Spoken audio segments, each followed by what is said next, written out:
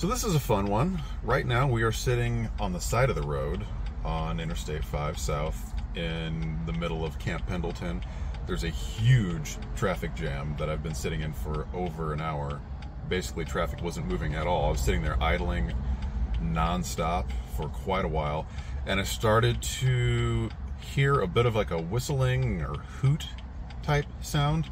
Didn't think anything of it because there's a lot of semis around, and thought maybe it's just something coming from one of those. And then my car started to stumble at idle, and I looked up and white smoke is just pouring out of the exhaust. Unfortunately, I didn't get a good clip of the smoke coming out of the exhaust and all the sound because I was in panic mode trying to get my car off the road. But here is another clip from another YouTuber with the exact same problem. Also, happy 4th of July, everyone.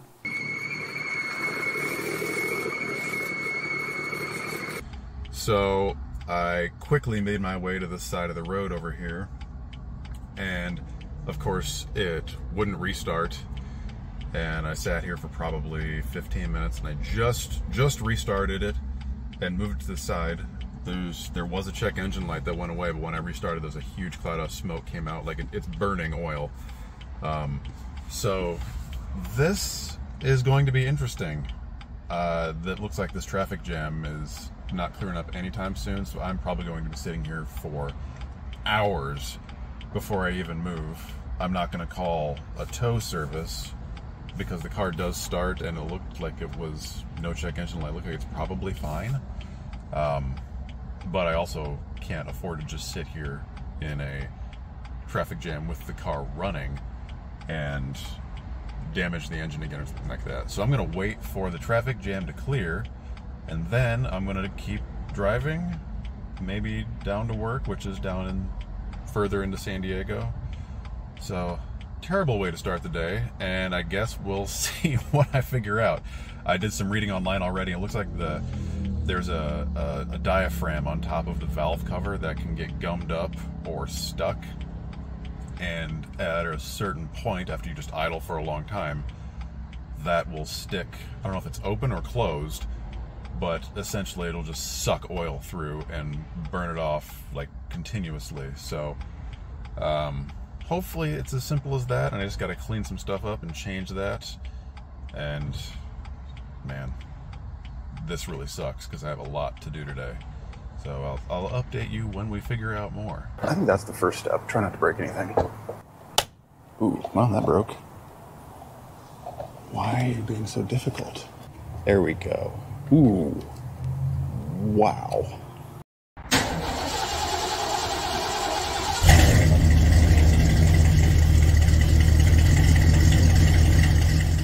What's up, everybody? Welcome back to the garage. This was a bit of an unplanned repair we'll be doing today on the BMW. As you saw in the intro there, I was stuck in a traffic jam, and then all of a sudden the car started making a weird noise and smoke started pouring out of the exhaust. I had this issue once a long time ago when I turned the car off in the driveway and I went to turn the accessory mode back on and forgot my foot was still on the brake and restarted the car again immediately before it had fully shut down. And it started making this horrible whistling sound out of the engine, and smoke started pouring out of the exhaust. Something clearly was wrong there. But I've never had it since then. It's probably been 30, 40,000 miles. So while I was sitting on the side of the road down on the 5, I did a little bit of research on my phone and found out very quickly this is a fairly common problem with the B58. But while I was sitting there, I found that the parts to fix it potentially are available on Amazon. If you buy, or if you go through the dealer or through FCP Euro even, I believe, there is not an option to buy one of these kits. So what we're looking at is this. On the top of your valve cover, there is this plastic disc that I really wasn't sure what it was before. I didn't look at it at all. It was just one of those things that's there, looks like part of the cover. But within this, under the cover here, there is a rubber diaphragm floppy thing. Apparently this thing can get torn over time. The car does have over 90,000 miles on it now.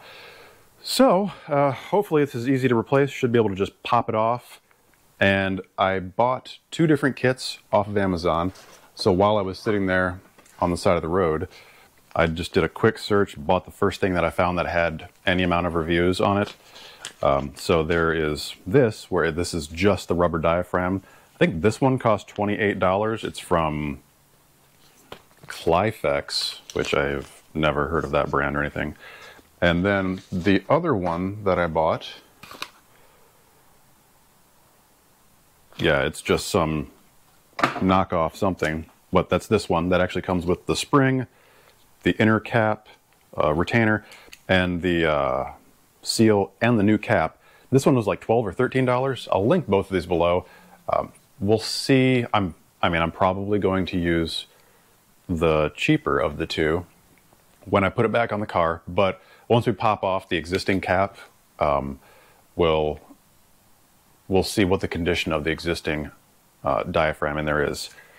Additionally, while we are in there, I'm going to replace the PCV hose itself. I bought this genuine BMW through FCP Euro a couple months ago when I did the water pump replacement. This part of this hose broke when I was taking everything apart. It didn't show up in time for me to get the car back together and drive it.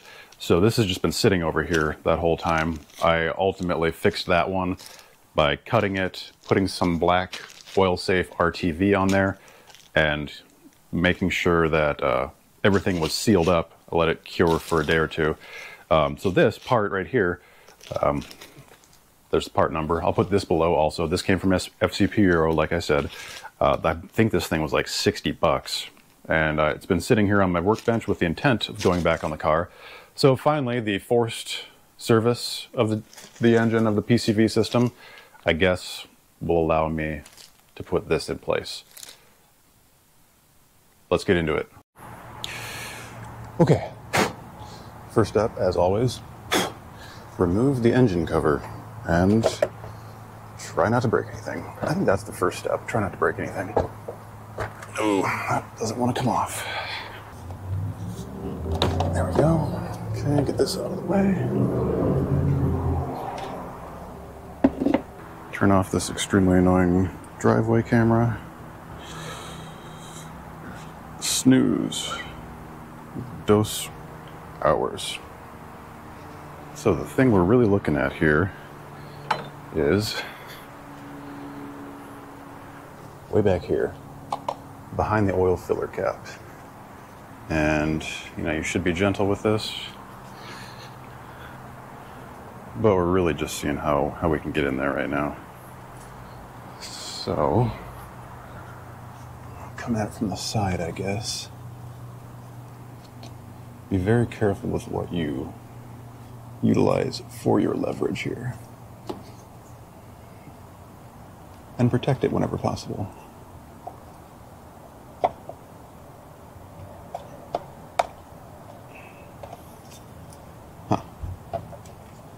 It does not want to release. I'm gonna just try to leverage off the filler cap. Ooh, well, that broke. Good thing we have a replacement cap, because that broke immediately. You know what? Hold on. Let's look at the new cap and see. And it looks like it just snaps on. There's a snap ring around the whole outside edge.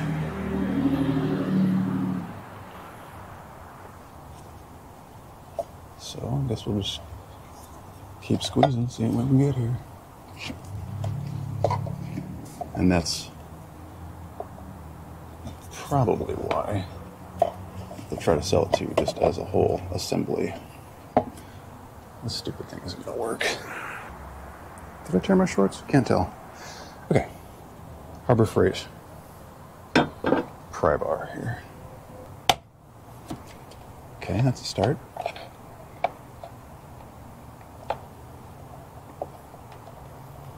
Come on. Come on. Why are you being so difficult? Okay. A little bit. There we go. Ooh. Wow. Okay. So, here it is, and you can see, we'll get the little retainer out of there. It is most definitely torn. Right at the top there. Wow. And this thing is, oh man, it's stuck in there, worn out. That's in bad shape. Man, even the spring is gross. I'll get you back in here so you can actually get a better look at this. There it is. It's very dirty. There's the old one. You can also see very dirty. So, I'm confident here that we have made the right decision. And we're gonna go with the cheaper unit that comes with caps and all that good stuff. And then, honestly, it should be as simple as putting this back in. It doesn't look, there's a little bit of oil around the outside edge, so I'm gonna just clean the sealing surface here. Ugh. Yeah, that is gross. Okay, spring, compressor-y thing. And now let's see if I can actually believe this is supposed to seat around that outer edge there. So how do I do that and ensure that it goes on? That is the big question here. So we need to make sure there's a little groove around the outside edge. We need to make sure that the seal actually gets in there. Otherwise, this whole thing is pointless.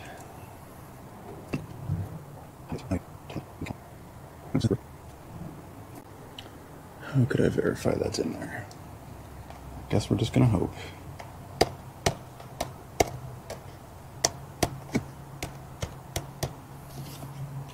Okay. That's on. Okay, now we're gonna try to replace the PCV hose,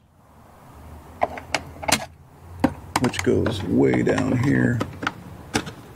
It's been off for a while now, so this is gonna be a bit of a challenge. Oh, these stupid clips. Squeeze. And then release. Okay.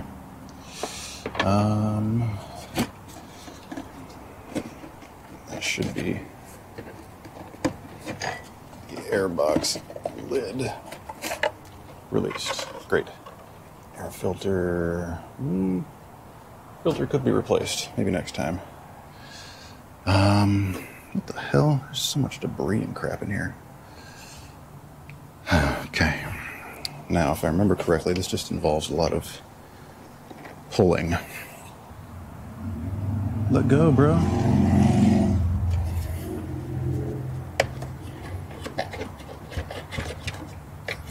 Why does it feel like it's still grabbing over here somewhere?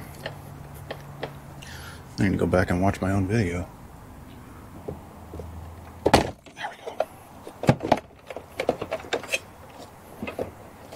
Why does it still feel like... Oh, there was another one. Okay. And this is our hose. This stupid, stupid thing. What I really, really don't want to do is break where it goes onto the valve cover here. Okay. Let's see how this gets mounted. Okay, here we go. I'll give you a better view of what's going on. So that's where the PCV connects to the valve cover. It goes down into the side of this the intake pipe that connects to the turbo. So we're going to see if we can figure out or remember how. See if we can figure out how this thing gets attached. Let's open up the new one. So that's always the best way to figure out how these things work, is to look at the part itself. Okay. So we have little ears on each side, and I'm assuming there's a little twisty action to get this thing in place. So there is a heat shield on the connectors to what appears to be the wastegate. What does that clip to? Oh man, I don't want to do this, but I need to. I shall use my screwdriver. Pop this wastegate connector heat shield sleeve off. Man, that thing is just falling apart. Look at that. Now, I guess let's take all of these off just to make sure that we don't break anything. Well, how the hell am I supposed to get in there? There's one. I don't know how I'm supposed to. I mean, I could take off that pipe, but there's a lot of stuff connected to it, and I really don't want to do that. Come on, just let go. No, I can't let go because it's still connected to this stupid thing. There we go. Okay. So there is this little plug here, connects to the PCV itself. This connects to the wastegate down here. I have to be very delicate with my hands, which is not something I'm good at. What I'm having trouble with is touching this that's on the bottom, getting something that can compress that in. It's in a very tight spot. How am I gonna do this? Okay, and we are back. This is what I got. I think I'm gonna try this. So that's the only thing I can really get into the right spot.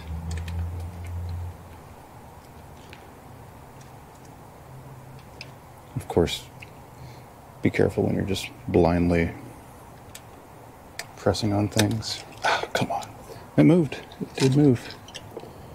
Get two hands on it. It wants to move. Really glad I'm doing this with a cold engine, because I would be burning the hell out of myself if I wasn't. I almost just need something taped to the end of my finger. Okay, we're back. Here is the solution. I am going to take this, probably a 1/4 inch nut. I'm going to tape it to the end of my finger, which will allow me a little bit more pressure to push on something there. And if this doesn't work, I'm just going to set the car on fire. This does present a small problem.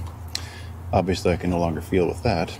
This finger actually doesn't have any feeling at the end of it from a long ago table saw accident. I'm just kind of feeling around in the dark right now. Well, that didn't work. I'm just kind of pushing on things until I feel something give. Oh, got it. Finally. Okay, so the ultimate solution was coming from the bottom with the flathead, getting a little leverage on it. And here we go, I'll show you. So it's down there. Same part.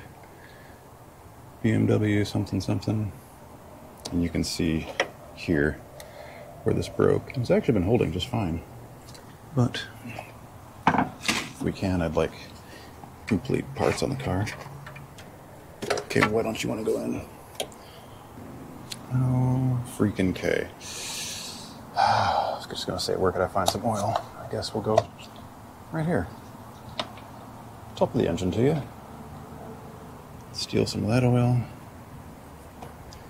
Lube this thing up. Get some oil down in here. There we go. Just gotta be aggressive with it. There. 2 clicks, it's in. Now, bring this harness back. This clips to the PCV hose somewhere in the middle-ish region, so it can plug back into the PCV. Okay, don't forget your wastegate. get this guy inserted. There we go. Don't forget this, because I did forget this last time, and I think I did it wrong. Come on, you can do it. 1 snap, 2 snaps, 3 snaps. Oh, my back. And then this airbox is supposed to just drop straight in, but it definitely doesn't like to do that. There. Put our air filter back on. We'll deal with that next time we change the oil. It's seated. 1, 2, 3, 4. Tighten up our hose clamp. And okay, that's on. Oh, I forgot to roll the windows down. Ugh. Whew, that's hot. Oh my, oh my, oh my, oh my. All right.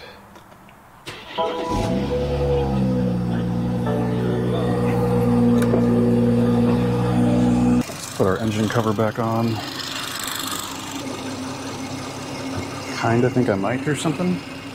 All right, I think we're gonna go over to the car wash and see if we can clean the car up, and then we'll let it idle for a little more. Car works. Went to the car wash, drove back. The whole time I was thinking, did I snap that cap back on the PCV diaphragm well enough? Turns out I did. Make sure you do that.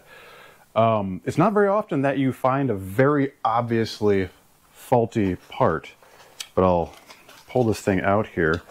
Pretty gnarly looking. I mean, it definitely is in line with $90,000 worth of oil usage and heat cycles and all that crap. The spring, I mean, I think the spring's fine, it's just dirty. The inner little diaphragm thing, also fine, just dirty. But this guy, this is the diaphragm itself, and you can see right there, there was a split. Oh wow, now I'm looking at this, there are 1, 2, 3, 4, 5, 6, 7, 8, 9, 10. Wow, this thing is split everywhere. You can see that across there. So that was clearly the issue. We figured it out, and in the process we changed the PCV hose. I think I'm probably going to keep this just because it works. Wait a minute. Oh wow, okay. You can see right along there it was starting to fail on the bottom side where I never would have seen it. That's the top side. So that is trash. We will get rid of that. All in all, the replacement of this piece, the diaphragm and the cap, if you do that, don't just buy the diaphragm. Make sure you buy the kit with the cap also, because the first thing that happened when I was being very gentle, prying that off, the cap cracked. And I'm sure you could put some RTV in there and hold it in place just fine. But the kit that has the diaphragm and the lid, cap, whatever you want to call it, it's half the price of the one that just has a diaphragm, so I don't know why you would not buy that one. That part was super simple. Take it out, replace it. All you need is a flathead or a barb with a little bit of leverage on the end of it to take out and replace the PCV hose itself. Did I need any special tools? You only need a flathead, or I think it's an 8mm to take off the clamp for the air filter housing. I would say use a flathead, just because you can use that to pop the clips off the lid for the air filter. And you can also use that to pop open the clips for the electrical connections. And that's ultimately what I was able to use to release the clips where it attaches to the intake hose pipe lower down by the turbo. So no special tools. That's awesome. The cap itself took probably 10 minutes at most, maybe 5 minutes. The PCV hose, that definitely took longer, and shows no signs of faults. Of course, I'm going to be concerned about this for a long time, and it's going to be in the back of my mind. And imminent failure is always something I'm concerned with. So I think that's good to go. That's a very common problem on these engines after I've done some searching. So hopefully this is helpful for everybody. Again, I'm just a guy with normal tools in a pretty normal garage here. I actually had to do it out in the driveway because that's where I parked the car a couple days ago when I got home. Didn't want to start it, have anything go wrong before I changed the part, and I didn't want to work on a hot engine. That's pretty important because you're down there by the turbo pipe and stuff to replace the PCV hose itself. But overall, very simple job, few tools involved. If you have to do this, I'm confident that you can handle it without any real difficulty. So I hope this was helpful for everybody. Thank you again for watching. We are past 500 subscribers now, which is awesome. So thanks overall for everybody who's been watching, and we'll see you on the next one.